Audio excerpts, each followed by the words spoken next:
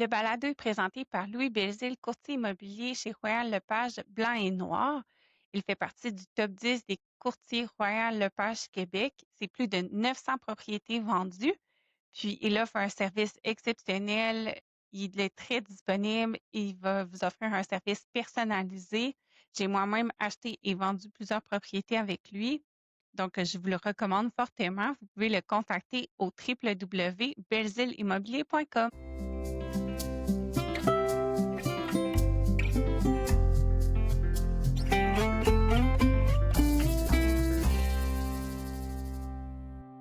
À l'épisode d'aujourd'hui, je reçois Robert-Paul Juster pour parler de la réponse au stress, entre autres entre les sexes et aussi entre les genres et les minorités sexuelles. Alors, Robert, Allô Isabelle, merci pour l'invitation.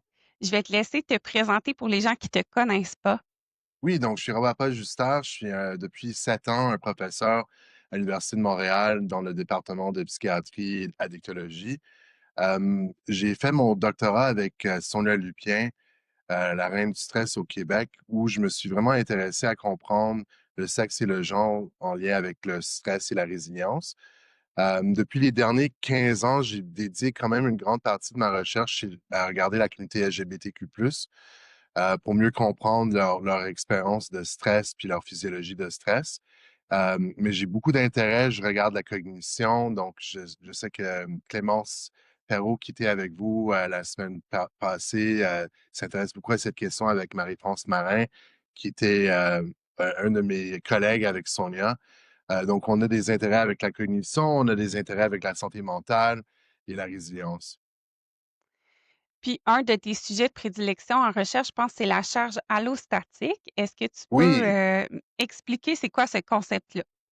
donc essentiellement, la charge allostatique, c'est une mesure de stress chronique. Donc, le concept d'allostasie, c'est un peu la biologie fondamentale, mais c'est à quel point est-ce que notre corps s'adapte à l'environnement.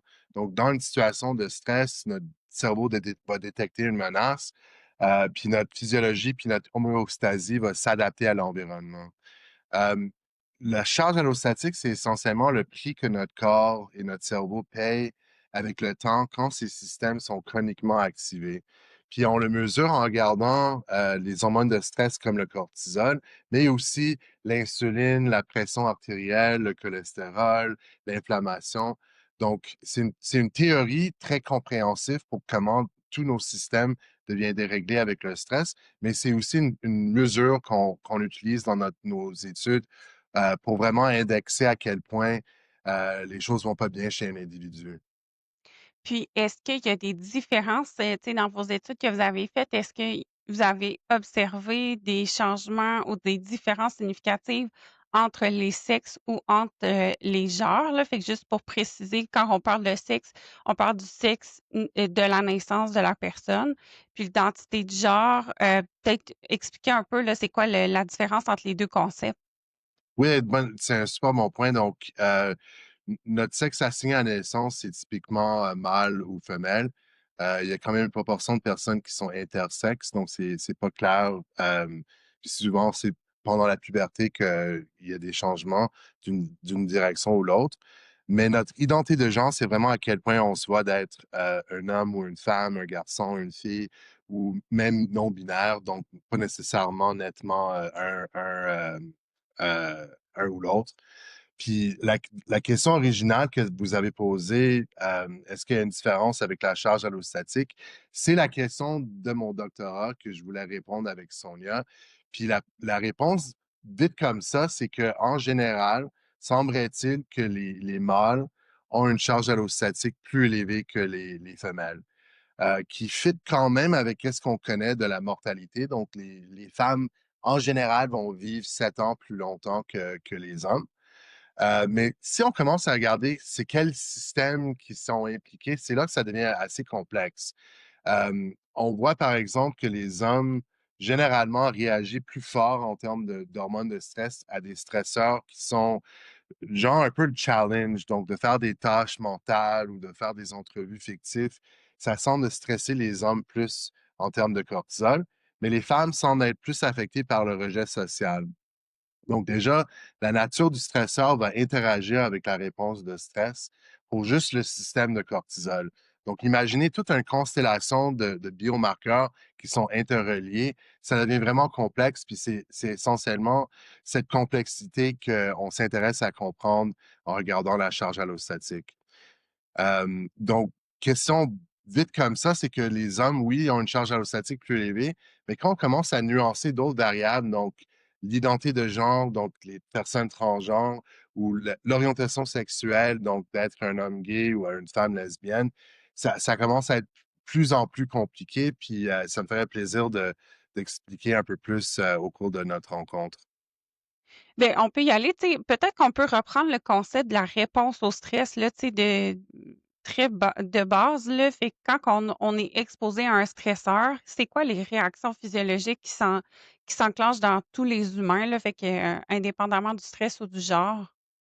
So, on va avoir notre réponse de combattre ou de fuir. Donc, la première réponse, c'est vraiment l'adrénaline puis la noradrénaline qui va augmenter le battement de notre cœur. On va vraiment sentir l'adrénaline, noradrénaline dans des secondes au moment qu'un stresseur est là. Ça, ce système-là semble, on n'est pas vraiment sûr si c'est différent chez les hommes et les femmes.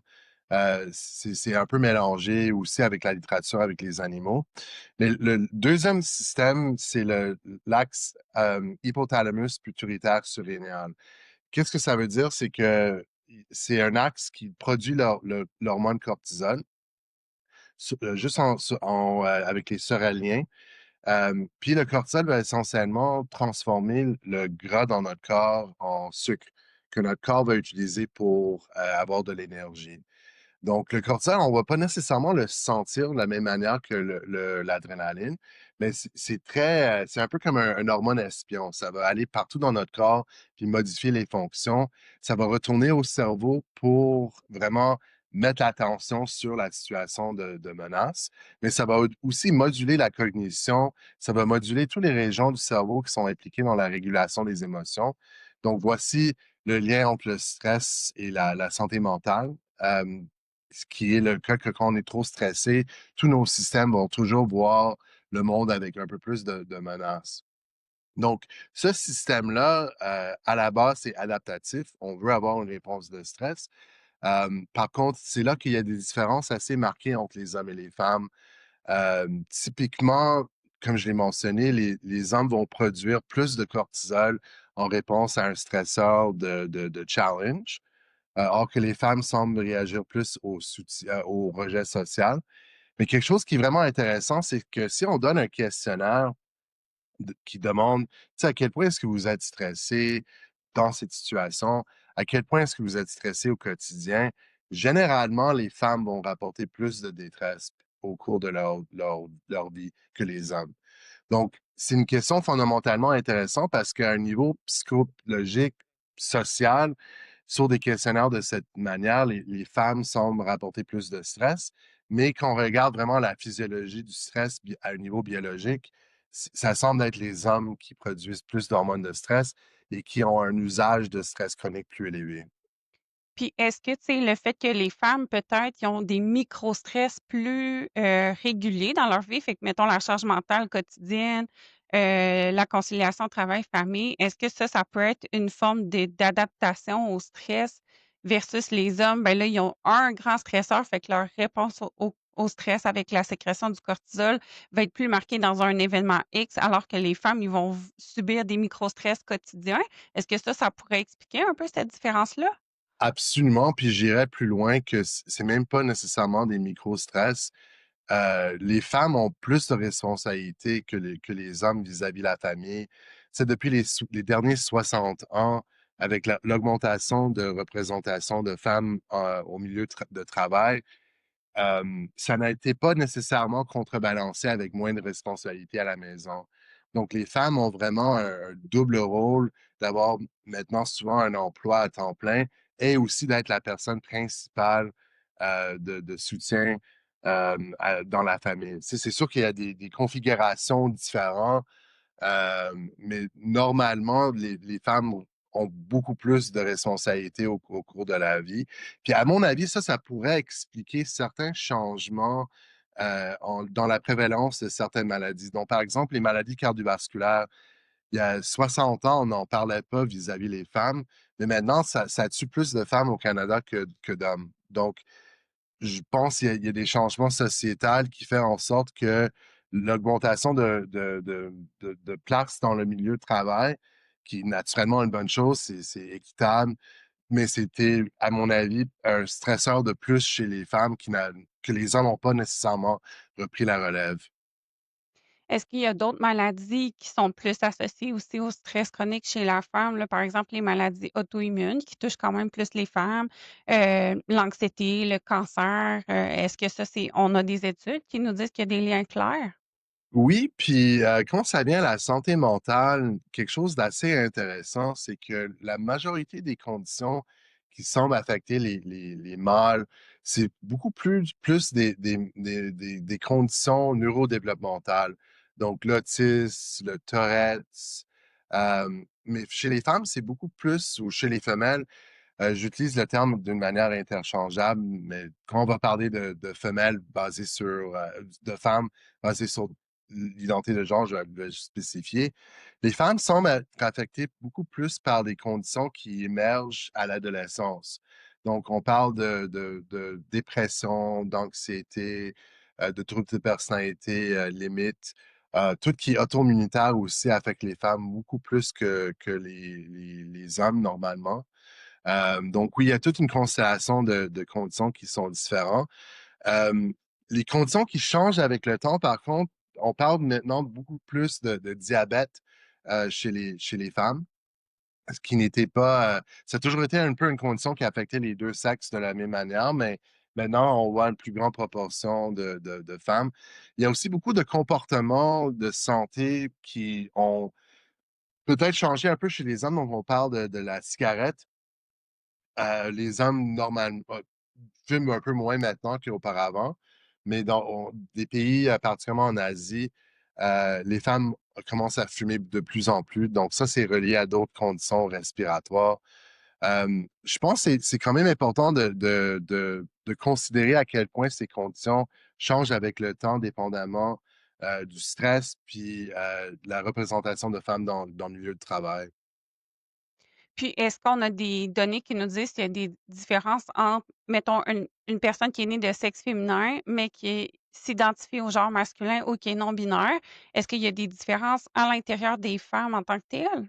Ça, c'est vraiment une question super intéressante. Puis c'était un peu la recherche qui a inspiré mes recherches doctorales. Donc, il y a une chercheuse par le nom de Marianne Frankenhauser de la Suède qui s'intéressait spécifiquement à cette question de comprendre est-ce qu'une femme qui, par exemple, travaille dans le milieu de travail plus masculin, donc d'être un comptable ou d'être en génie ou d'être dans des professions qui sont typiquement plus masculins, est-ce qu'elle aura un profil différent? Puis, effectivement, oui, elle va rapporter plus de rôles de genre plus masculins, donc d'être plus indépendant, d'être plus compétitif, d'être plus agressif. Puis ça est relié à une augmentation d'adrénaline et noradrénaline au quotidien. Donc ces femmes sont dans un état de détresse plus large que d'autres femmes qui sont dans d'autres professions. Je me suis inspiré de regarder ça avec la charge allostatique, puis j'ai trouvé exactement le même résultat dans les années 2010 environ. Donc, Marianne Frankenhauser, c'était des études 1970-1980. Donc, c'était intéressant. 30 ans plus tard, on était capable de voir un peu la même chose au Canada, que les femmes qui rapportaient plus de masculinité rapportaient une charge allostatique plus élevée, puis rapportaient aussi plus de symptômes somatiques, donc des douleurs, de la nausée, etc. Donc, ça montre à quel point d'avoir un peu un profil plus masculin, puis d'être dans des professions qui sont plus masculines, semble être plus stressant pour les femmes. L'inverse n'est pas le cas dans nos études, puis ça, c'est quand même quelque chose d'intéressant. Tu sais, pourquoi est-ce qu'un homme bénéficierait pas serait pas plus stressé dans un milieu plus féminin? C'est qu'il y a tout un bassin de soutien social qui est très unique à des milieux plus féminins. Puis ça semblerait-il que les hommes, particulièrement les hommes plus jeunes, bénéficient beaucoup plus de ce soutien que l'inverse chez les femmes dans le milieu plus masculin. Oui, il y a quand même un certain sexisme qui est encore présent dans les milieux de travail. Mettons une femme qui travaille dans un milieu majoritairement homme versus l'inverse. Je suis pas sûre que c'est aussi présent, là. Fait qu'il y a pas de sexisme envers les hommes qui travaillent dans un milieu féminin. Ou il y en a, mais ça doit être de moindre proportion, là, j'imagine. Exact. Je vais revenir à ce que tu as dit par rapport à une femme qui s'identifie un peu plus, tu sais, comme masculine ou qui travaille dans Mhm. un milieu masculin. Quand on regarde les hormones sexuelles, fait qu'une femme qui a un profil plus androgénique, là, est-ce que au niveau des hormones sexuelles qu'on peut mesurer, est-ce qu'on voit des différences significatives? C'est une excellente question, puis la réponse est oui. Donc, même dans des études que j'ai faites avec Sonia Lupien pendant mon doctorat, on s'est intéressé à cette question, particulièrement en lien avec le cortisol, puis avec la charge allostatique, mais on avait aussi mesuré les hormones sexuelles ou les hormones gonadiques, parce que le terme sex hormones, c'est pas super bien vu par la communauté féministe, parce que les femmes produisent la testostérone, les hommes produisent l'estrogène. Mais j'aime utiliser le terme les hormones sexuelles juste parce que ça fait la distinction entre les hormones de stress. Qu'est-ce qu'on trouve? C'est chez ces femmes plus masculines, oui, ils ont des niveaux de testostérone qui sont plus élevés. Maintenant, on pose la question, est-ce que c'est d'être plus masculin qui va augmenter la testo ou est-ce que c'est l'inverse? Puis quelque chose qui est vraiment intéressant que beaucoup de monde ne réalise pas, c'est à quel point d'être dans le milieu stressant va augmenter la testostérone chez la femme. Puis quand on a regardé chez des femmes lesbiennes et bisexuelles qui avaient des niveaux de testostérone plus élevés dans nos échantillons, c'est un résultat qu'on voit assez fréquemment dans la littérature. C'est pas le même cas chez les hommes. Donc, les hommes gays, on soupçonnait peut-être que leur niveau d'estrogène serait plus élevé ou leur niveau de testostérone serait différent, mais cette littérature est trop mêlée, elle n'est pas assez conclusive, donc il n'y a pas un effet. Mais chez les femmes, semblerait-il qu'un tiers des études démontrent que les femmes lesbiennes, bisexuelles ont des niveaux de testostérone plus élevés. Mais qu'est-ce qui explique ce résultat? C'est que ces femmes-là sont plus stressées. Puis quand on regarde la corrélation entre la détresse dans l'environnement, des questionnaires qui s'appellent Daily Hassles, donc à quel point on a des, des trucs qui nous gossent un peu chaque jour, ça corrèle très fortement avec ces niveaux de testostérone. Donc, quel est l'œuf et quelle est la poule? C'est difficile à dire, puis ça montre à quel point les hormones, c'est extrêmement complexe, puis c'est tellement modulé par l'environnement social.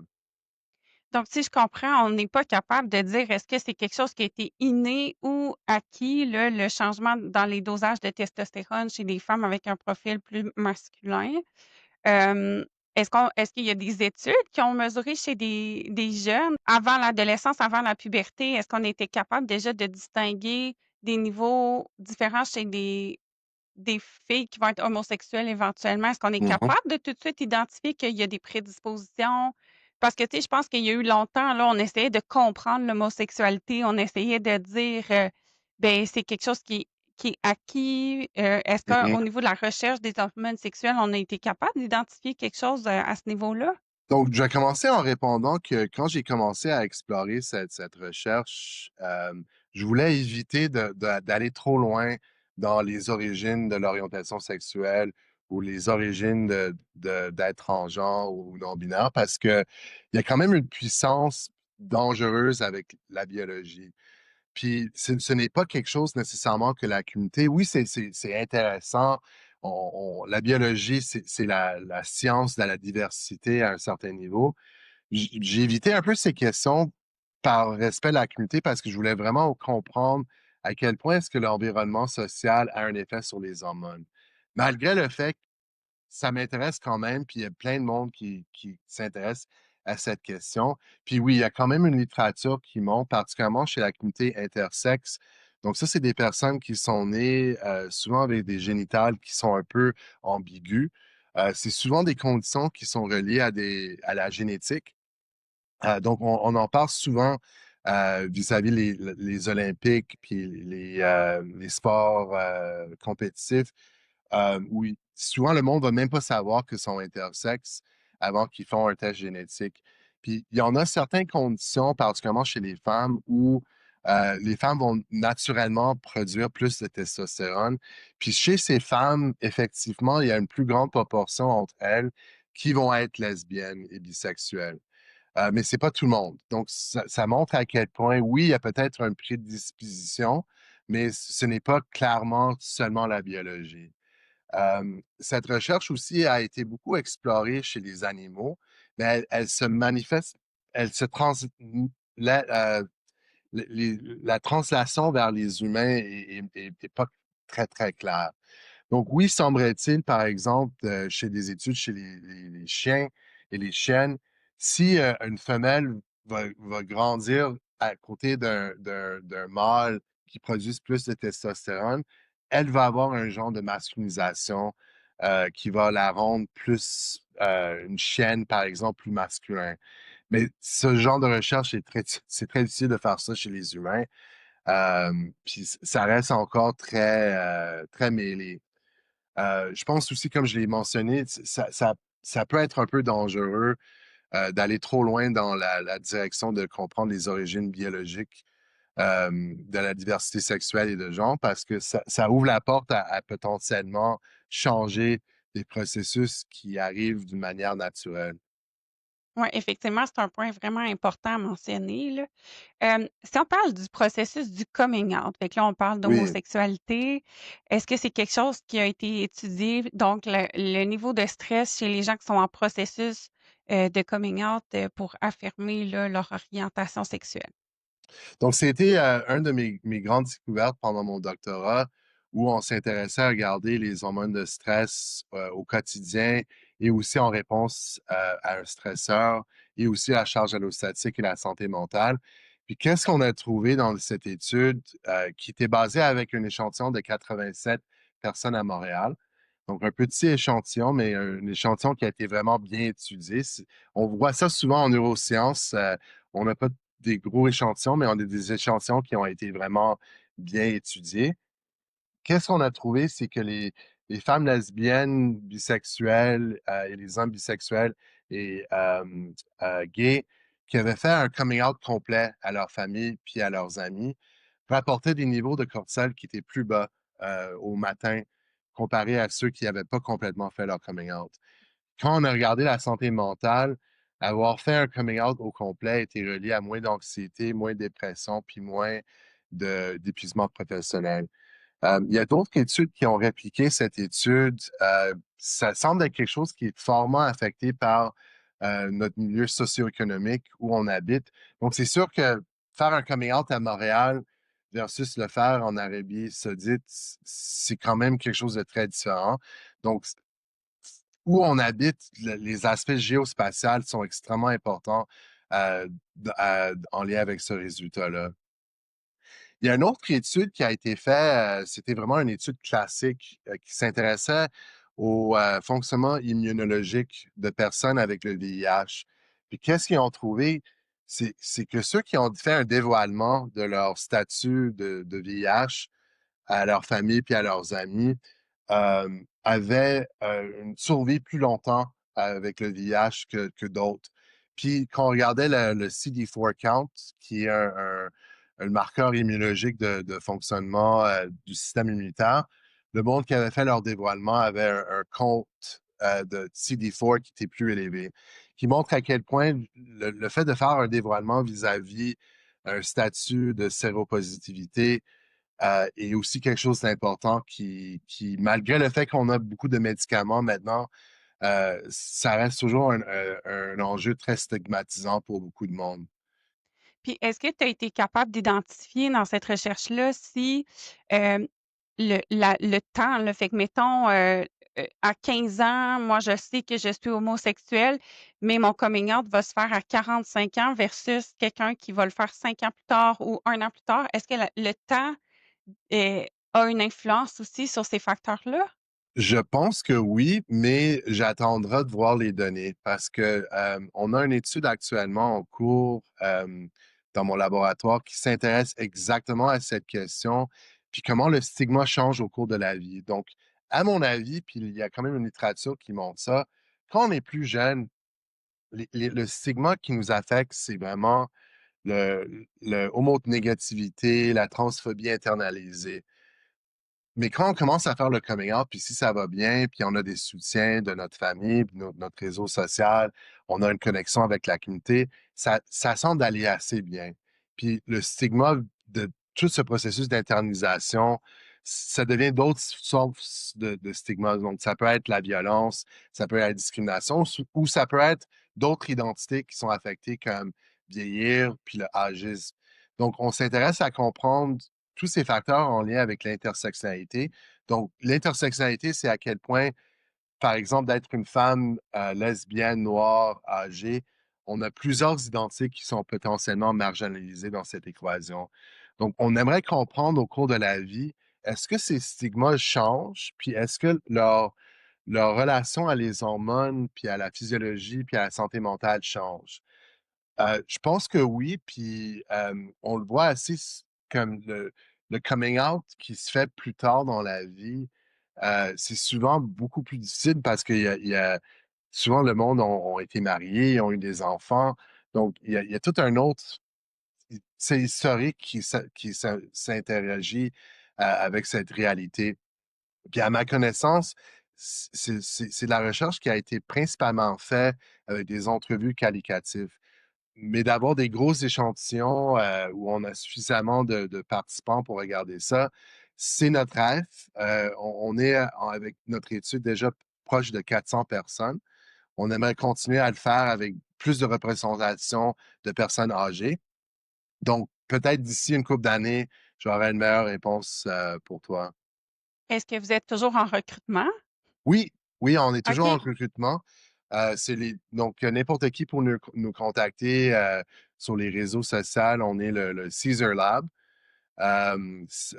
CESAR Lab. Nos études sont en anglais et en français, sont basées à l'est de la ville de Montréal.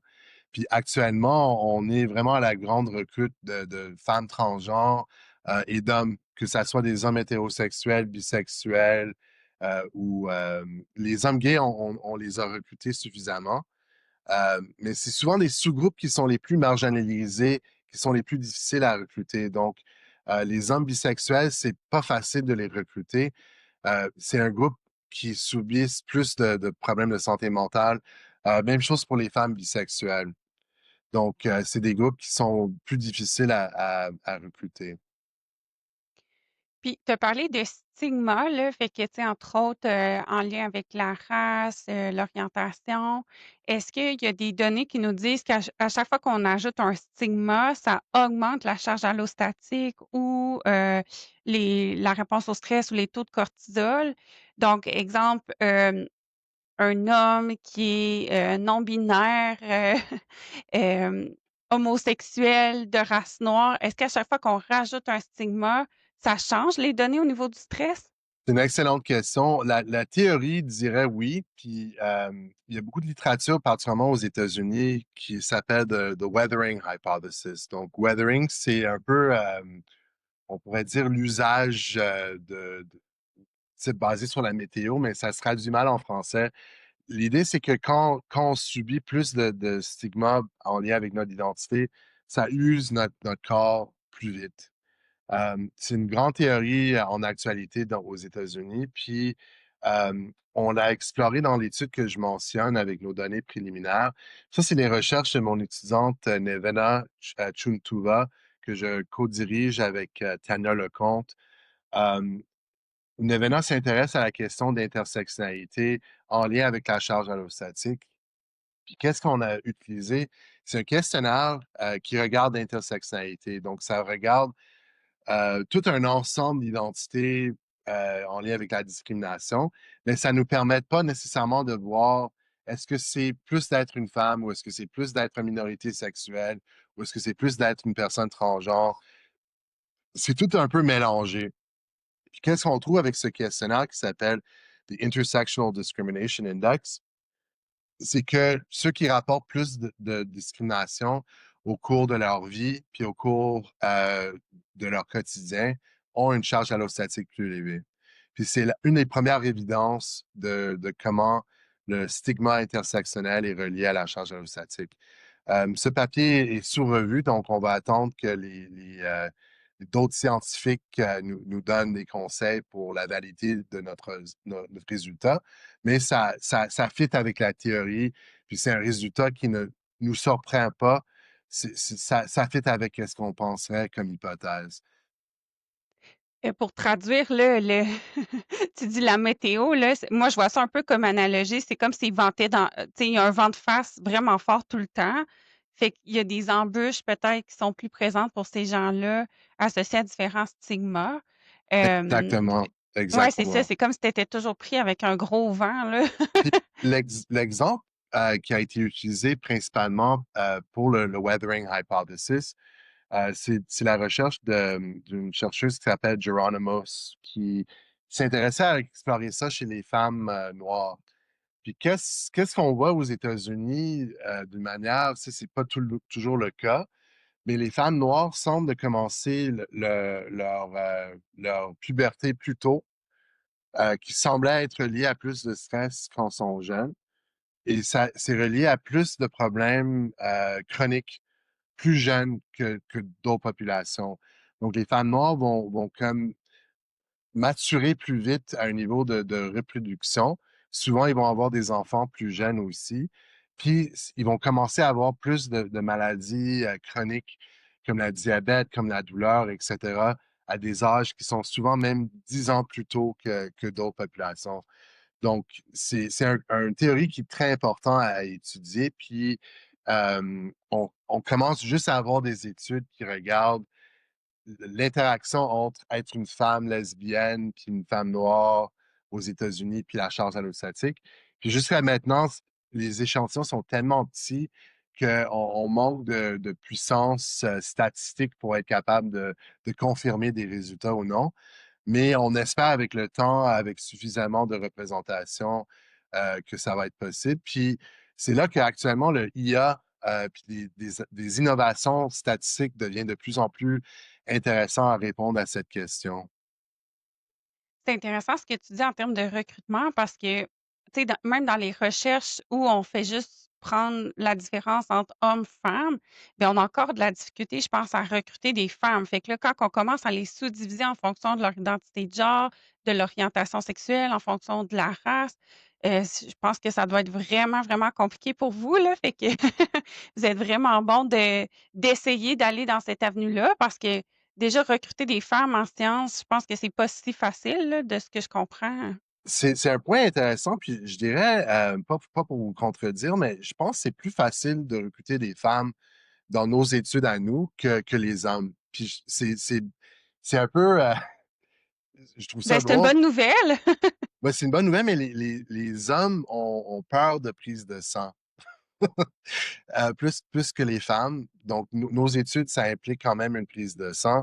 Mais aussi en recherche en psychologie en général, les hommes se représentent beaucoup moins que les femmes. Donc, ma collègue Marie-France Marin, qui fait beaucoup d'études avec des familles, c'est souvent plus les mères qui sont là que les pères. Donc, c'est un peu, à mon avis, un peu un problème. Par contre, de l'autre côté, si on regarde tous les médicaments, tous les aspects médicaux qui ont été créés sont basés sur les hommes. Donc, il y a comme un peu un conundrum parce que oui, euh, la science puis la médecine est basée sur un modèle comme l'homme est le modèle idéal, mais en réalité, pour des études psychologiques, c'est beaucoup plus les femmes qui sont représentées. Puis ça change avec le temps. Donc, actuellement, dans le contexte très négatif contre la communauté transgenre, la communauté veut pas faire la recherche actuellement aussi tant qu'auparavant.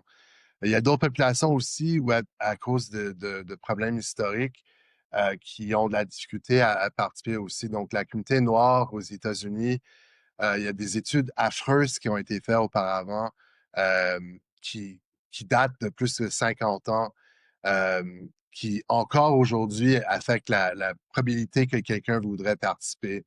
Les populations autochtones aussi, c'en est un autre où il faut faire beaucoup de travail avec la communauté avant même de faire le recrutement. Mais c'est extrêmement enrichant de faire cette recherche. Puis, ça, c'est vraiment mes étudiants qui m'orientent, souvent parce que ils font partie de certaines communautés. Donc, on s'intéresse à vraiment faire la recherche avec la communauté impliquée dans nos études. C'est intéressant ce que tu dis. Tu sais, il y a aussi un volet très historique, là, entre autres en gynécologie. Là, tu sais, on parle souvent du père de la gynécologie, mais en réalité, ce médecin-là, il a utilisé trois femmes esclaves noires dans le temps pour pratiquer ces techniques. Il y en a une, entre autres, qui s'est fait opérer plus de 30 fois, puis c'était toutes des chirurgies qui n'avaient pas fonctionné. Fait qu'ils ont comme servi, tu sais, de modèle à involontairement là, parce que dans le fond, ils étaient des esclaves, fait qu'ils avaient pas vraiment leur mot à dire. Donc on leur a imposé ça, puis on fait partie de l'avancement de la gynécologie. Donc je pense que c'est ça, il y a toute l'histoire aussi derrière ça là qu'il faut considérer. Puis, tu sais, on parlait tantôt là, d'épuisement, puis tu sais, des milieux là, qui sont à prédominance masculine, puis que les femmes qui travaillent dans ces milieux-là vont être plus stressées. En termes d'épuisement professionnel, moi, j'ai la perception que c'est un peu le contraire. Donc, les femmes vont être plus propices à développer de l'épuisement professionnel. Qu'est-ce que la recherche dit par rapport à ça? C'est une excellente question. Je ne suis pas sûr exactement au Québec, si on regarde tu sais, le nombre de personnes qui vont prendre des absences de travail, euh, je ne suis pas sûr s'il y a des différences hommes-femmes, mais si on regarde vraiment l'ensemble des études qui ont été faites avec des questionnaires sur l'épuisement professionnel, semblerait-il que les femmes rapportent plus de détresse puis plus d'épuisement professionnel que les hommes. Il y a vraiment trois catégories de symptômes vis-à-vis l'épuisement professionnel qui sont importants. Donc, il y a la dépersonnalisation, donc on se sent un peu cynique vis-à-vis notre travail. Un manque d'efficacité professionnelle. Donc, les tâches auparavant qu'on faisait naturellement, sans problème, ça devient lourd, ça devient difficile à faire. Puis finalement, la fatigue émotionnelle, qui est, à mon avis, puis à l'avis de une grande majorité d'études, le symptôme le plus important. Donc, quand on est rendu à une fatigue émotionnelle, c'est à ce moment-là que notre risque d'avoir un arrêt de travail est beaucoup plus élevé.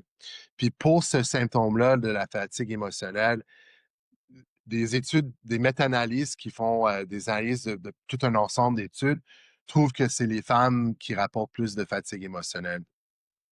Qu'est-ce qui est intéressant, c'est que si on regarde les hormones de stress, ça correspond exactement à ce profil, que les personnes qui ont une fatigue plus émotionnelle ont des niveaux d'hormones qui sont aplatis.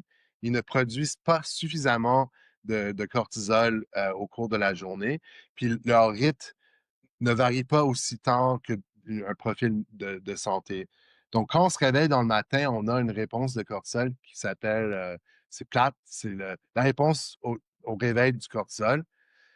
Puis le but, c'est de nous commencer notre journée, ça augmente notre métabolisme, ça commence à notre réveil.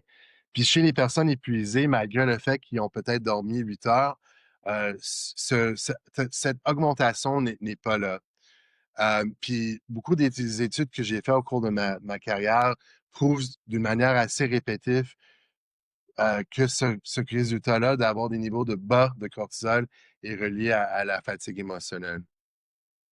Puis est-ce qu'il y a des milieux de travail ou des types de professions qui vont être plus associés à la fatigue émotionnelle? Tu sais, moi, je suis une professionnelle de la santé. La fatigue de compassion, je pense que c'est une réalité que beaucoup de soignantes, parce que c'est quand même majoritairement des femmes qui travaillent dans le réseau de la santé. J'ai l'impression qu'on est plus sujette à développer ça, là, la fatigue émotionnelle. Est-ce qu'il y a des données qui nous disent, Oui, que c'est puis vrai? juste pour le dire, c'est l'épuisement professionnel comme terme, comme condition, le burn-out, ça n'existe pas comme condition réellement en Amérique du Nord. Si on utilise des classifications internationales, il y a une condition, mais ça reste un peu une condition un peu floue. Souvent, c'est mélangé avec la dépression. Puis toute cette littérature a émergé vraiment d'un chercheur en Allemagne qui s'appelle Freudenberger, qui s'intéressait à les infirmières puis à les enseignantes dans des écoles, qui étaient majoritairement des professions femelles. Puis c'est encore aujourd'hui la même chose que les professions qui sont plus euh, en santé, comme les infirmières, les taux d'épuisement professionnel sont beaucoup plus élevés. Euh, il y a, pour les conditions plus masculines, on parle beaucoup plus de problèmes de squelette et de muscles que de fatigue émotionnelle. Mais il y a souvent des milieux où c'est un mélange des deux. Donc, d'être un infirmière, c'est quand même difficile sur le corps aussi. Euh, je ne connais pas de la littérature qui mélange les deux ensemble. Mais d'une manière résumée, oui, les milieux plus féminines semblent être plus affectés. Puis, quelque chose d'assez important aussi pour le grand public, c'est on pense à l'épuisement professionnel comme une faiblesse, que c'est quelqu'un qui n'est pas capable de gérer tout ce qui se passe. Il y a plein de choses dans la vie de la personne, à part de leur travail, qui peut influencer ça. Donc, on parle de spillover effects, donc comment notre travail va affecter notre vie personnelle. Mais on parle aussi de overspill, comment notre vie personnelle va avoir un effet sur notre travail. Puis c'est souvent, si on regarde les profils de personnalité, c'est souvent les perfectionnistes puis le monde qui sont extrêmement investis dans leur travail, puis la connexion qu'ils font avec les personnes qui ont un risque élevé d'épuisement professionnel. Donc, ce n'est pas du monde qui sont faibles, c'est souvent du monde qui sont trop investis dans leurs travaux. C'est intéressant ça parce que comme professionnel, on veut être empathique, on veut être proche de nos patients, on veut bien les accompagner, on veut être à l'écoute, mais ça nous prédispose en quelque sorte à être plus fatigués, plus épuisés.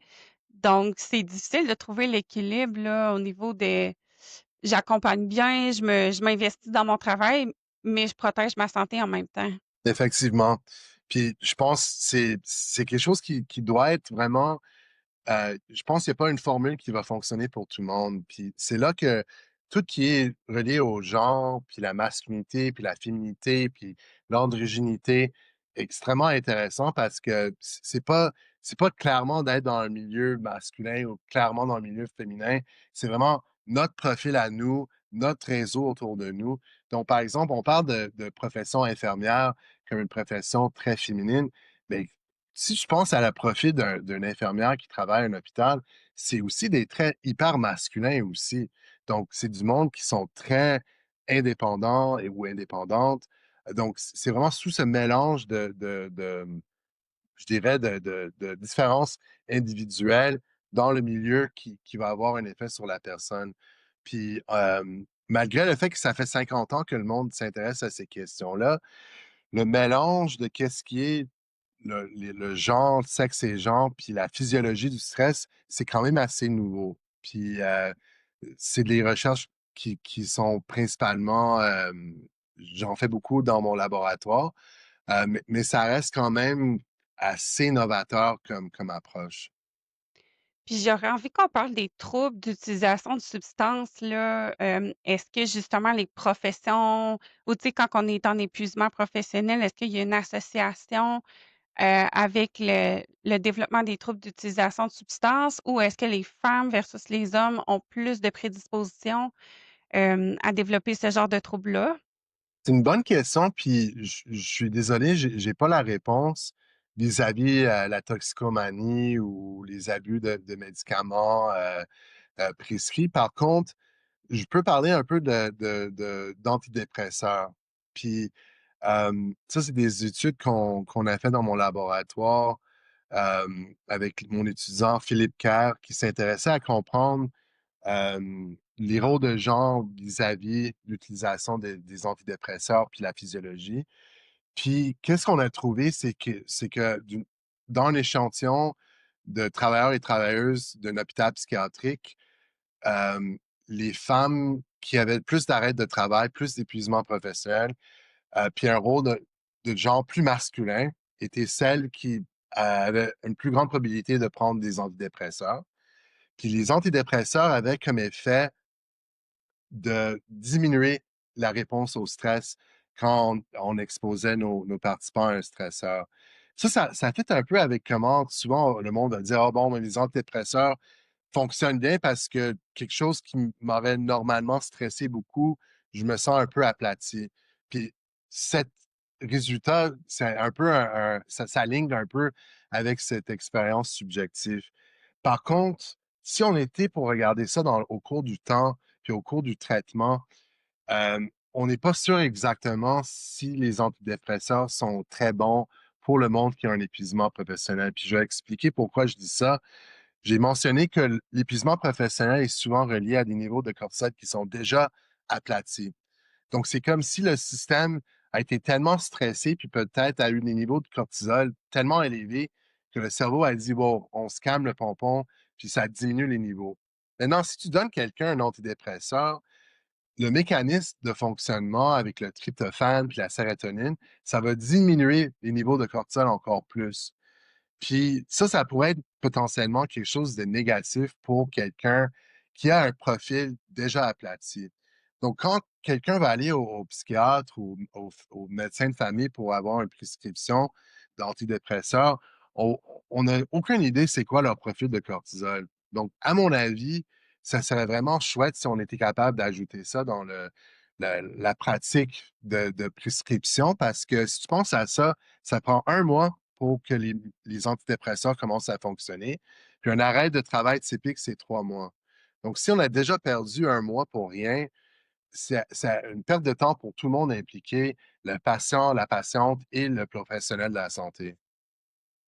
J'ai déjà entendu une entrevue de Sonia Lupien, là, tu me corrigeras si c'est pas, correct, là, j'y vais de mémoire, mais elle disait que si, mettons, tu as été en épuisement pendant, je sais pas moi, 3 ans, puis que, tu sais, tu as étiré ton élastique, puis là, tu es en arrêt, théoriquement, ça prendrait 3 ans avant que ça revienne à un niveau qui était similaire à avant ton épisode.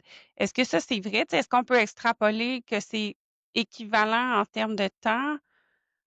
Euh, Ou il y a pas de données par rapport à ça? Ça se peut que Sonia a lu un article que j'ai pas lu. Je ne suis pas au courant de ce résultat-là. Mais c'est drôle, mon premier réflexe, ça me faisait penser à les break-ups, quand on a des relations qui terminent.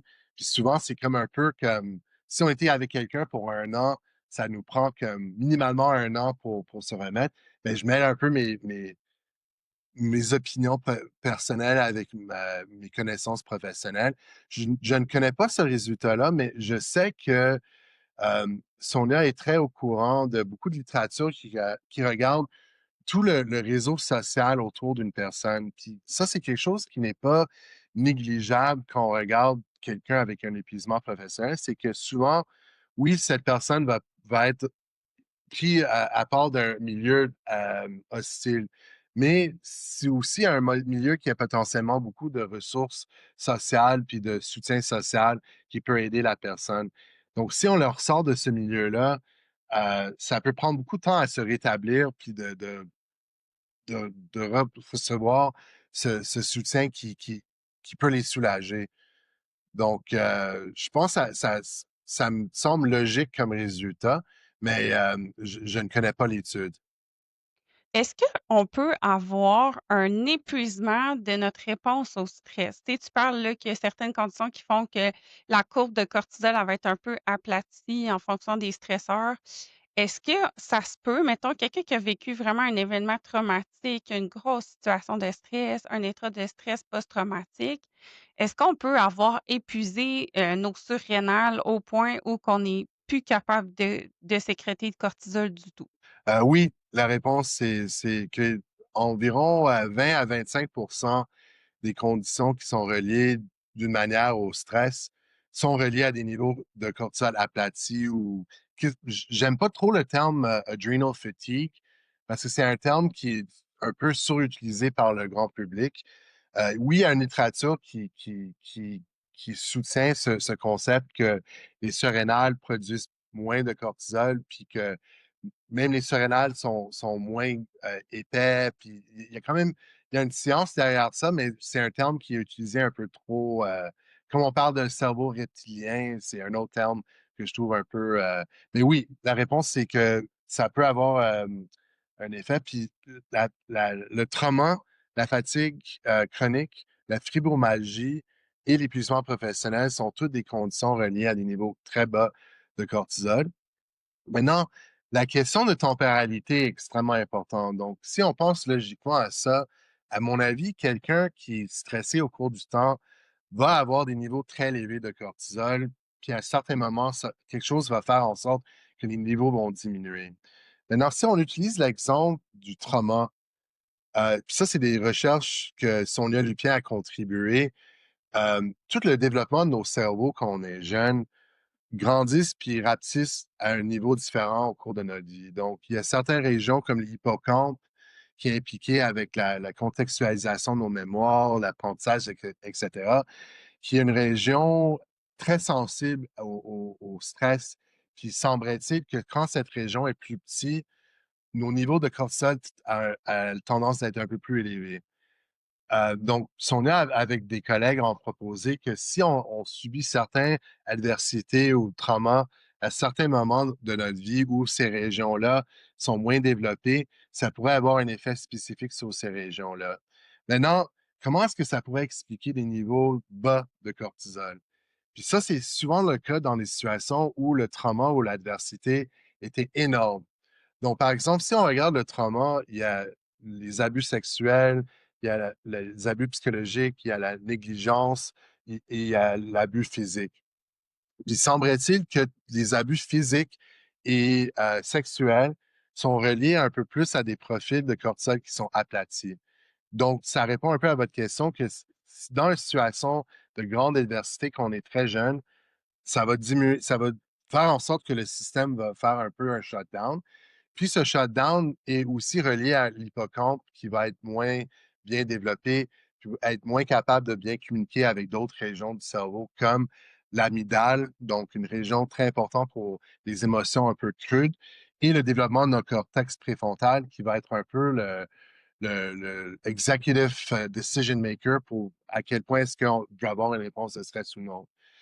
Maintenant, où c'est vraiment intéressant, c'est que le monde qui ont subi des traumas plus jeunes au cours de leur vie, souvent sont du monde qui ont déjà des niveaux de cortisol bas.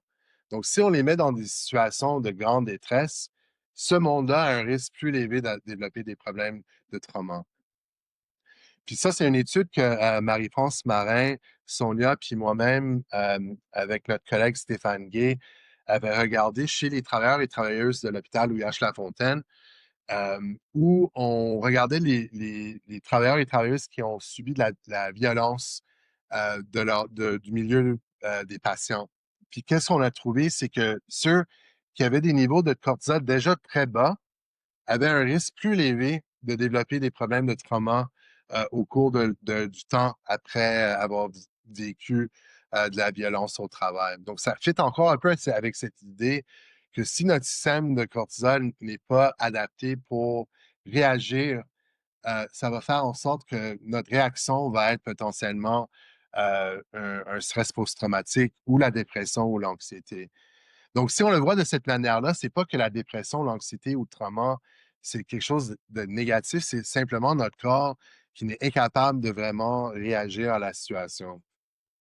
C'est comme si la capacité de résilience au stress a été modifiée. Exactement, OK, exactement. c'est vraiment intéressant. Puis même, qu'est-ce qui est vraiment intéressant, il y a des recherches en des pays scandinaves qui s'intéressent à actuellement donner la cortisone aux patients où leurs niveaux sont déjà bas. Puis semblerait-il que ça aide avec les symptômes reliés avec la fatigue émotionnelle et le trauma. Donc, ça, c'est intéressant parce que toute la biologie, comme le cortisol, si on a des niveaux qui sont trop élevés, on a un risque de neurotoxicité.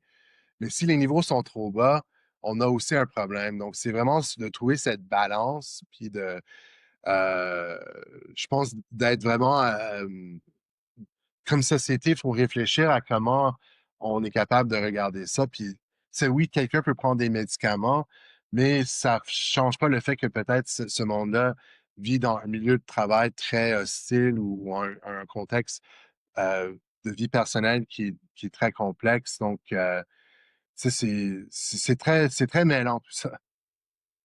Ouais, c'est multifactoriel. Est-ce qu'il y a des données qui nous disent si ça peut être réversible dans le temps? Fait que quelqu'un qui a subi des traumas, exemple dans l'enfance, que sa courbe a été aplatie au niveau du cortisol, est-ce qu'on sait si ça peut revenir à la normale ou une fois que c'est épuisé, c'est à vie?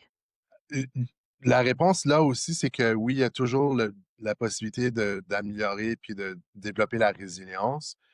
Beaucoup des études, les études que Sonia avait mentionnées avec l'hippocampe, elle a fait un papier en 2009 dans le journal Nature Reviews Neuroendocrinology, excuse-moi, Nature, Nature Neuroscience Reviews, où un de ses collègues, c'était une chercheuse par le nom de Megan Gunner. Puis Megan, elle a travaillé avec tous les populations d'orphins. Puis elle a trouvé que oui, il y a une grande probabilité que les enfants qui ont subi des situations d'adversité énormes ont des profils de développement qui sont très négatifs. Mais si ce monde sont mis dans des milieux d'adoption très favorables, ça peut réverser complètement les aspects négatifs. Aussi, pour n'importe qui va peut-être avoir vécu une vie normale, mais qui est dans une situation de grande détresse, puis a un épuisement professionnel, là aussi, il y a encore beaucoup de plasticité. Puis les régions du cerveau qui sont impliquées dans la réponse de stress, comme l'hippocampe, c'est des régions qui changent au cours de notre vie. Puis il y a même des études qui montrent, par exemple, que dépendamment de notre profession, dépendamment de nos activités, ces régions peuvent grandir, peut devenir plus épais ou plus petit. Donc, un exemple classique, c'était les conducteurs de taxi, puis le volume d'hippocampe, parce que l'hippocampe, c'est la région centrale pour tout ce qui est la navigation spatiale. Donc, les conducteurs de taxi à Londres, c'est quand même un apprentissage. On parle avant Google Maps, là, mais tout l'apprentissage, ça prend 3 ans d'apprendre la ville de Londres. Puis, ils ont fait un imagerie cérébrale chez ces conducteurs, puis ils ont trouvé que certaines régions de leur hippocampe étaient plus larges que d'autres. Donc, ça montre à quel point il y a des changements. Des antidépresseurs ont un effet de changer un peu le volume de l'hippocampe aussi. Donc, il y a plein de choses qu'on peut faire qui peut affecter d'une manière positive les effets autrement négatifs sur notre cerveau. Puis quelqu'un qui pense là, qui a eu une courbe aplatie de réponse au cortisol, est-ce que, autre les protocoles de recherche, c'est cliniquement, est-ce qu'il y a une façon de mesurer ça? Puis est-ce que les médecins, exemple les médecins de famille, sont formés, tu sais? Parce que tantôt tu disais, il y a des études qui disent qu'on peut prendre la cortisone puis que ça aiderait. Est-ce que c'est transposé cliniquement ou pour l'instant, on n'a pas accès, là, le grand public à ça? Malheureusement, c'est encore extrêmement niche. Il y a des compagnies qui commencent à émerger. Donc, regarde tes niveaux de stress avec un échantillon. Il y a d'autres C'est ça, parce compagnies. que toi, dans ton labo, entre autres, vous utilisez des tests salivaires, je pense, pour regarder Exactement. les taux à différents moments de la journée. Exactement. Le problème, par contre, c'est qu'on n'a pas vraiment de valeur clinique pour le cortisol. Qui est universellement accepté. Donc, la seule valeur qui existe vraiment, c'est pour la possibilité de tumeur dans le cerveau. Donc, c'est des niveaux qui sont extrêmement élevés. Il y a aussi des conditions Addison's, puis Huntington's et Cushing's, où il y a des niveaux qui sont trop bas ou trop élevés. Mais quelqu'un qui a, par exemple, un profil qui est déprimé ou traumatisé ou anxieux, ça n'existe pas encore. Puis c'est toujours un peu en comparaison avec un autre groupe. Par contre, c'est le rêve de certains chercheurs comme moi-même que cette technologie pourrait être utile en clinique. Une des places où on pensait que ça serait utile, ça serait avec la démence. Parce que l'hippocampe, c'est quand même la région qui est un des premiers d'être affecté par l'Alzheimer's puis la démence. Donc, on s'est dit peut-être le cortisol serait utile, mais c'est tellement mêlé, puis des fois, c'est des niveaux qui sont élevés, des fois, c'est des niveaux qui sont trop bas. Donc, beaucoup de monde dans le milieu médical ont abandonné un peu la possibilité que le cortisol soit utile d'une manière clinique. Je suis pas convaincu. Je pense qu'il y a toujours la possibilité que ça pourrait être utile, mais en mélangeant ça avec d'autres biomarqueurs. Donc, c'est pour ça que la charge allostatique est tellement intéressante pour nous parce que c'est pas juste le cortisol, c'est une vingtaine ou une trentaine de biomarqueurs différents qui nous permettent d'avoir une plus grande compréhensivité avec qu'est-ce qu'on mesure. Mais c'est pas juste la biologie, il faut aussi avoir des questionnaires. Il faut être capable de corréler ces biomarqueurs avec des expériences sociales et psychologiques pour mieux comprendre toute cette complexité.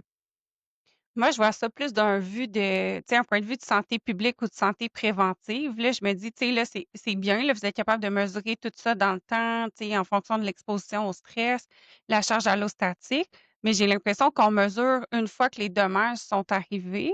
Est-ce Mhm. qu'il y aurait une façon, tu sais, parce que, mettons, moi, je pense depuis tantôt à la DPJ, là, tous les enfants qui ont eu des traumas dans l'enfance, est-ce qu'il y aurait une façon de, tu sais, prendre une cohorte d'enfants qui sont encadrés par la DPJ, puis de venir mesurer dans le temps pour dire, ben, si on est capable de prévenir plutôt que de guérir, tu sais, au niveau de l'impact en termes de coût de société au niveau des soins de santé, je me dis, il y aurait peut-être quelque chose à faire là. Absolument. Puis la psychiatrie, puis d'autres spécialités médicales s'intéressent beaucoup à ce qu'on appelle la médecine de précision ou même aussi la médecine personnalisée. Et le rêve, ça serait essentiellement même avec la génétique, épigénétique, de comprendre un peu c'est quoi la vulnérabilité de la personne, puis être capable de vraiment travailler pour que les traitements soient en alignement avec ça. Parce que on s'entend qu'un traitement ne va pas fonctionner pour tout le monde. Mais je pense qu'on est encore un peu loin. Puis en psychiatrie, je pense tout ce que j'ai mentionné aujourd'hui avec le cortisol, la charge allostatique, ça va prendre vraiment des collaborations étroites avec les psychiatres, puis les infirmières, puis les ergothérapeutes, puis les kinésiologues, puis les diététiciens pour être capable de créer une équipe qui peut vraiment intervenir d'une manière, pas seulement sur des médicaments ou la psychothérapie, mais aussi avec des changements comportementaux. Donc, tout ce qui affecte le stress chronique, le sommeil, la diète, l'alcool, c'est toutes des affaires qui sont affectées par notre stress chronique et qui va affecter aussi notre santé physique et mentale à part. Donc, d'être capable de travailler avec des patients pour que leur santé holistiquement est améliorée, c'est un peu le rêve de tout ce domaine de la médecine personnalisée et de la médecine de précision. C'est intéressant. Puis, tu sais, je pense que de briser les silos, parce qu'on est encore beaucoup en silo, là, tu sais, dans le système de santé. Fait que, entre autres, les médecins spécialistes sont de plus en plus spécialistes, mais très, tu sais, c'est très niché, là, leur expertise. Donc, je pense que si on avait, c'est ça, des espèces d'équipes multidisciplinaires, ben, je pense que ça serait vraiment intéressant de voir l'impact, social, puis au niveau des coûts des soins de santé. Des fois, de mettre des gros programmes en place, ça coûte cher, mais à long terme, peut-être que ça nous aiderait à réduire les coûts, au niveau de la société. On a le Vraiment. droit de rêver, je pense. Ouais, tu sais, avec l'émergence de Santé Québec, on espère peut-être que ce genre d'approche pourrait être vraiment utile. Puis, tu sais, le réflexe, c'est toujours de dire, bon, ben, plus de monde, plus d'équipes, c'est plus de coûts. Mais en réalité, je dirais, c'est l'inverse. Si on est capable de vraiment intervenir plus tôt d'une manière vraiment personnalisée, euh, c'est toute la société qui en bénéficie. Donc, c'est pas, je pense qu'il y a beaucoup de considérations économiques qui doivent rentrer dans tout ça pour mettre à l'avant le patient et la patiente en premier. Sauf que ça implique de faire un changement de cap complet du système de santé comme la façon qui est construit actuellement, c'est très curatif, fait qu'on essaie de ramasser les pots cassés une fois qu'ils sont cassés. Mais tu sais, d'investir en santé préventive, en santé publique, tu sais, je pense que le budget de santé publique actuellement, c'est comme 1% là, de la santé préventive. Donc, tu sais, c'est ça, je pense qu'il faut vraiment comme que la science soit capable de nous prouver qu'il va y avoir des répercussions monétaires, Ouais. puis après ça, peut-être que les décideurs vont embarquer un petit peu plus, là. Ouais, puis si je peux utiliser l'exemple tu sais, le cortisol puis la charge allostatique dans le milieu de la psychiatrie, j'ai des collègues qui m'ont dit, écoute, Rob, je comprends ta recherche, c'est flyé, c'est fantastique, mais réellement, comment est-ce que mesurer une charge allostatique ou mesurer le cortisol va améliorer mon traitement d'un patient ou une patiente? Puis c'est une très bonne question existentielle, puis je pense que la réponse va seulement venir si on est capable de vraiment travailler avec eux. Mais c'est sûr et certain que si on est capable de détecter plus tôt certains risques pour, par exemple, des maladies cardiovasculaires qui sont ont comorbidité ou multimorbidité à des problèmes psychiatriques, c'est sûr que ça va avoir un effet positif sur le milieu de la santé au Québec. Mais ça prend de l'innovation, puis ça prend du temps, puis ça prend la recherche. Puis actuellement, dans le contexte qu'on est, il y a cette distinction entre qu'est-ce qui est les traitements, puis qu'est-ce qui est la recherche qui, à mon avis, est complètement absurde parce qu'on n'aurait pas de traitement sans recherche. Donc, c'est pas si on fait quelque chose de complètement séparé. Les deux vont ensemble.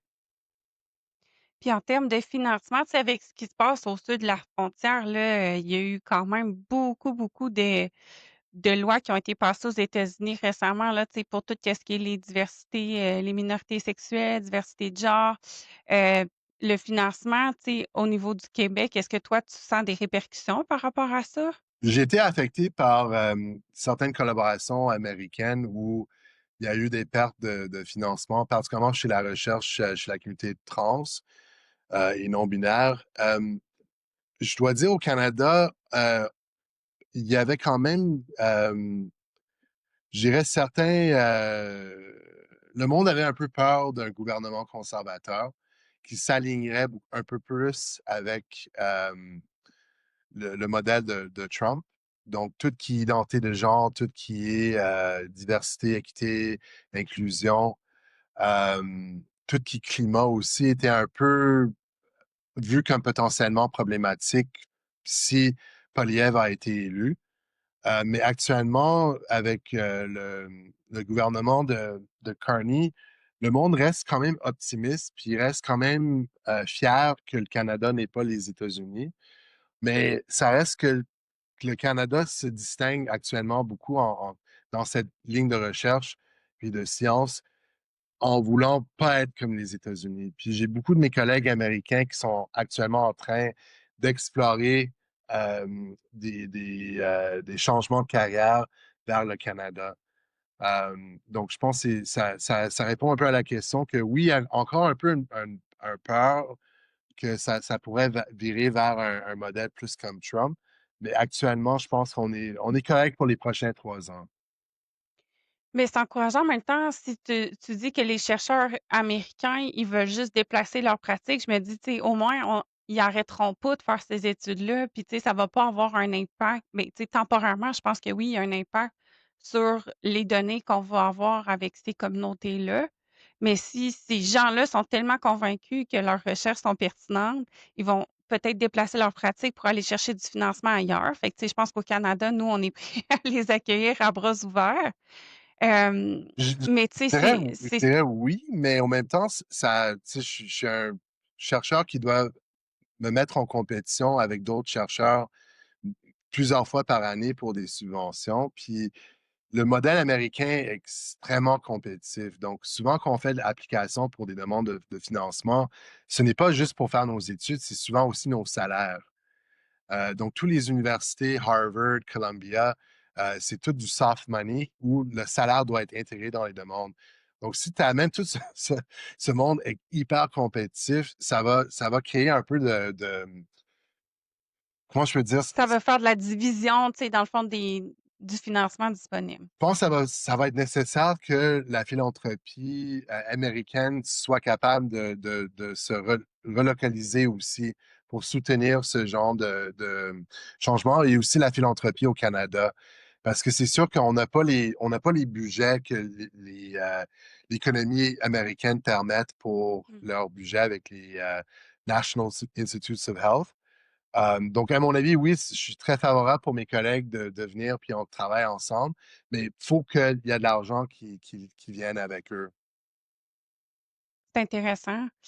Hem, ma dernière question, là, c'est plus par rapport, là, tu sais, mettons, aux femmes qui jugent qu'ils sont dans un état de stress chronique. Tu sais, on a parlé qu'il y avait plus de maladies auto-immunes, dépression, ces choses-là. Au niveau des symptômes physiques, est-ce que le fait d'avoir une courbe de cortisol un peu aplatie à long terme peut se manifester par des symptômes physiques, que ce soit de l'obésité, de l'infertilité, hem, des écoulements mammaires? Est-ce que, tu sais, ça peut venir perturber le système endocrinien? de façon concrète? Est-ce que des femmes qui ont plein de symptômes bizarres peuvent dire, ben, c'est associé à mon état de stress chronique? La réponse c'est oui. C'est le cortisol comme molécule interagit avec chaque cellule de notre corps. Donc, n'importe quel système peut être affecté par le stress. Le cortisol, à la base, c'est un anti-inflammatoire. Donc, si nos niveaux sont déjà très bas, ça risque d'augmenter l'inflammation. Souvent, les personnes et les femmes qui ont des conditions un peu difficiles à diagnostiquer vont souvent aller voir un endocrinologue. Donc, oui, la réponse, c'est qu'il y a effectivement beaucoup de symptômes qui peuvent émerger. Puis ça peut être vraiment d'une personne à l'autre, ça change. Ça peut être tu sais, la peau, ça peut être le sommeil. Je dirais d'une manière assez concrète, si notre sommeil et notre appétit est changé, il y a une grande probabilité que le cortisol est impliqué. Que ça soit qu'on on est en train de dormir pas très bien ou qu'on dorme trop, ça, c'est vraiment un des plus grands indicateurs qu'il y a quelque chose qui marche peut-être pas super bien avec le cortisol. Mais aussi l'appétit. Donc, le cortisol a un effet d'interagir avec tous les hormones de l'appétit. Donc, c'est sûr que quand on est plus stressé, puis là, d'un individu à l'autre, il y a certaines personnes qui vont maigrir quand ils sont chroniquement stressés. Il y en a d'autres qui vont augmenter, qui vont engraisser. Donc, n'importe quel changement avec notre poids, aussi notre utilisation d'alcool ou de substances qui sont souvent pour nous soulager quand on est stressé, tout ça, c'est vraiment des indications que quelque chose ne va pas très bien. Donc, l'expression manger ses émotions ou boire ses émotions, il y a un fondement scientifique derrière Absolument, ça. absolument, absolument. Puis je pense que la pandémie a rendu ça même plus compliqué pour le monde parce que c'est beaucoup de monde qui ont engraissé pendant la pandémie, moi-même inclus. Puis c'est largement parce qu'on était un peu comme, tu sais, on était à la maison tout seul à faire nos affaires, puis tu sais, ça fait quand même Ben, le facteur de protection sociale était plus là, tu sais, parce qu'on a été isolés socialement. Donc, tu sais, tantôt tu disais l'environnement social, ça va influencer aussi, ça va être un espèce de facteur protecteur. Le changement des habitudes, je pense que les humains, on est quand même des êtres assez routiniers. Euh, donc, ça peut venir modifier un peu aussi, je pense, les niveaux de cortisol. exactement. Exactement. Donc, on a des études actuellement où on cherche cette question, mais je pense d'une manière assez générale, tu sais, le monde était quand même stressé pendant la pandémie, puis l'isolement social était quelque chose qui a contribué à ça. Est-ce qu'il y a d'autres facteurs tu sais, on parle de facteurs de protection, est-ce qu'il y en a d'autres au niveau du stress?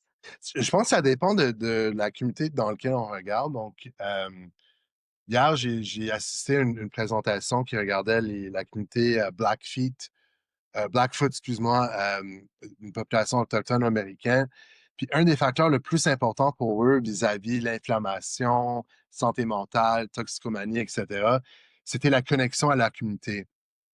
Ça, c'est quelque chose que je vois aussi avec mes recherches avec la communauté trans et non-binaire, à quel point se sentir connecté avec notre communauté marginalisée est extrêmement important. Le soutien social, ça reste quand même un facteur extrêmement important, que ce qu'on soit hétérosexuel ou cisgenre ou qu'on soit un membre de la communauté LGBTQ+. Par contre, on a trouvé pendant la pandémie, ça c'est une étude que mon équipe a fait avec Sonia Lupien et une étudiante, Silka Jackman Park. On a trouvé que la santé mentale, tu sais, across the board, était plus pauvre chez la communauté LGBTQ+, dans les premiers 4 mois de la pandémie. Mais l'effet tampon du soutien social était 4 fois plus fort pour la communauté LGBTQ+, pour nuire l'effet de la détresse sur la dépression. Donc, l'effet était positif aussi pour la communauté hétérosexuelle cisgenre, mais elle était 4 fois plus fort pour la communauté. Donc, ça, c'est quelque chose qui montre à quel point les familles de choix est extrêmement important. Euh, je pense de plus en plus aussi, tout qui est relié aux physiologies du stress, c'est tous des comportements reliés à la santé. Donc, le sommeil, l'activité physique, c'est de bien manger. Mais c'est d'autres facteurs aussi, plus à un niveau personnel, puis quand on parle du milieu de travail, c'est l'interaction entre la récompense, entre l'effort qu'on met dans notre travail, puis le sentiment de contribuer, le sentiment d'avoir un genre de contribution sociétale. C'est tous des facteurs qui peuvent aussi être extrêmement importants pour le bien-être de la personne. Puis est-ce que la reconnaissance au travail, ça a été étudié? Oui, puis il y a actuellement un questionnaire qui regarde ça spécifiquement, qui s'appelle le questionnaire ZIPGRIS, le Effort, Rewards and Balance. Puis l'idée, c'est que le monde, à un niveau internalisé, vont être plus stressés si l'effort qu'ils mettent dans leur travail n'est pas balancé avec la récompense qu'ils vont recevoir. C'est un modèle très important dans le milieu de stress au travail. Il y a un autre modèle qui est beaucoup plus axé sur l'environnement. Donc, est-ce que notre environnement nous permet d'avoir un contrôle? Est-ce qu'on a la capacité de faire des décisions? Puis est-ce qu'on a du soutien de nos collègues puis de notre superviseur? Mais ce modèle-là est souvent utilisé avec l'autre modèle pour voir qu'est-ce qui est vraiment l'individu en interaction avec l'environnement, puis qu'est-ce qui est l'environnement de milieu de travail. Vraiment intéressant.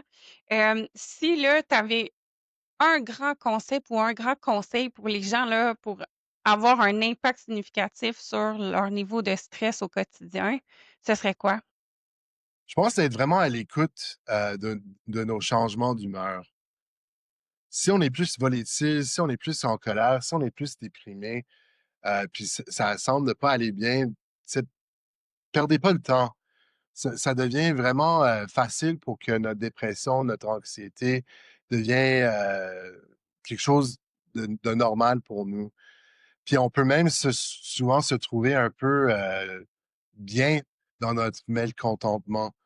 Donc, je pense que si on commence à voir qu'on est plus volatile, on est plus émotionnel, puis on ne peut pas expliquer, c'est une bonne idée de voir un professionnel. Ou si c'est pas quelque chose qui est une option comme première option, c'est d'être capable d'en discuter avec ton réseau social, de chercher l'aide de nos amis.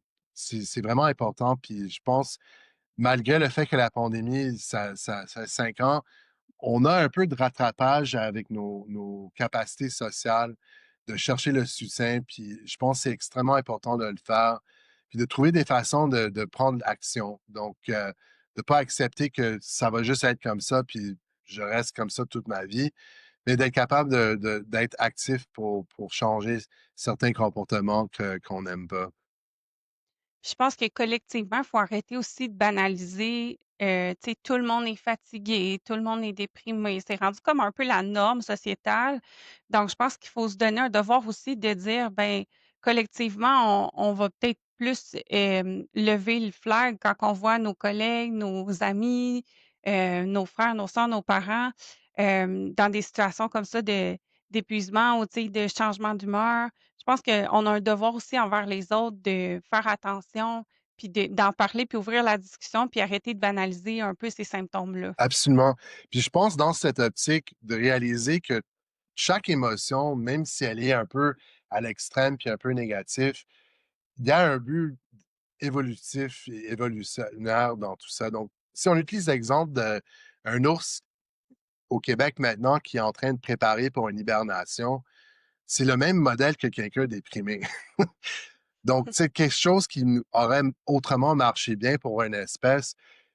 La psychiatrie, c'est souvent que ce modèle adaptatif devient maladaptatif. Donc, je pense que c'est très important, comme tu l'as mentionné, d'avoir la compassion avec nous-mêmes puis avec nos entourages pour réaliser que tout ça, c'est des réponses à quelque chose. Donc, c'est pas nettement positif ou négatif, c'est une réponse à quelque chose. Donc, il faut s'écouter, puis faut avoir la compassion. Je pense qu'on va terminer la discussion là-dessus. Hey, merci infiniment, ça a été vraiment intéressant. Donc, au plaisir de se reparler. Oui, avec plaisir.